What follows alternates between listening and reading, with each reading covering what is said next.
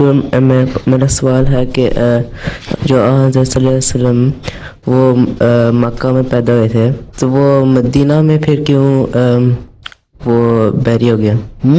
مدینہ میں کیوں وہ جب فوت ہوئے تھے؟ تم نے یہ ساری جتنی ہسٹری سنائی ہے یہ پڑھ رہے ہو، وہ آنسل مدینہ میں ہی رہے، مدینہ میں پلے بڑھے، مدینہ میں جوان ہوئے، وہیں نبوت کا مکے میں رہے، مکے میں جوان ہوئے، مکے میں پلے بڑھے، وہیں ساری زندگی گزاری ہیں، ٹھیک ہے۔ نبوت بھی وہیں ملی، نبوت کے بعد 13 سال وہاں مکے میں رہے، ٹھیک ہے۔ اور مکے والے ظلم کرتے رہے، بہت سارے ظلم سے، جس طرح میں نے بتایا کہ کھانا پینا بند کر دیا تھا، ایک گھاٹی میں بند کر دیا ویلی میں، تو بالکل ہی علیحدہ کر دیا، کھانے پینے کچھ نہیں ہوتا تھا۔ پھر جو مسلمان ہوتے تھے لوگ ان کو ظلم ہوتے تھے، انہوں نے ایتھوپیا ہجرت کر لی، پھر کچھ اور ادھر ادھر چلے گئے۔ پھر مدینہ کے لوگ آئے ایک دفعہ حج پہ، انہوں نے کچھ لوگوں نے آپ کا کلام سنا، باتیں سنی، بیعت کی، پھر اگلے سال اور آئے، انہوں نے بیعت کی، پھر آپ کو دعوت دی، پھر آپ کو اللہ تعالیٰ نے یہ کہا کہ اب ہجرت کر جاؤ، ظلم بہت بڑھ گیا۔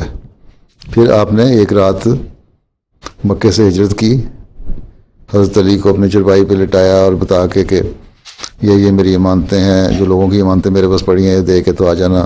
کفار سے نے پیرا لگایا ہوا تھا، وہ سمجھے کہ آپ لیٹے ہوئے ہیں، اندر ہی ہیں، اور آپ ان کے سامنے نکل گئے، آنکھوں میں پٹی ڈال دی، اللہ تعالیٰ نے اندھا کر دیا۔ اس طرح وہاں ہجرت کر لی۔ ہجرت کرنا پتہ کیا ہوتا ہے؟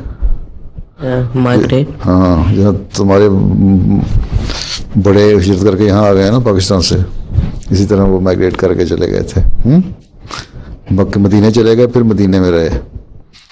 پھر جب وہاں کفار نے وہاں بھی حملہ کیا، پہلے جنگ بدر ہوئی، پھر جنگ احد ہوئی، پھر احزاب ہوئی ہیں، اور جنگیں اس طرح۔ پھر اس کے بعد آخر ایک وقت آیا جب مکہ فتح ہو گیا۔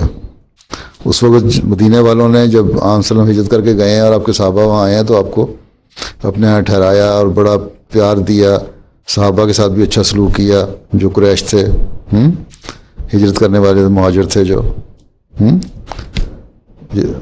تو اس کے بعد وہ خیال ہوا شاید مکہ فتح ہو گیا، اب عام وسلم مکہ نہ چلے جائیں، تو عام وسلم نے فرمایا کہ نہیں، میں یہیں رہوں گا، مدینہ ہی۔ پھر آپ اس لیے مدینہ رہے تھے، ٹھیک ہے۔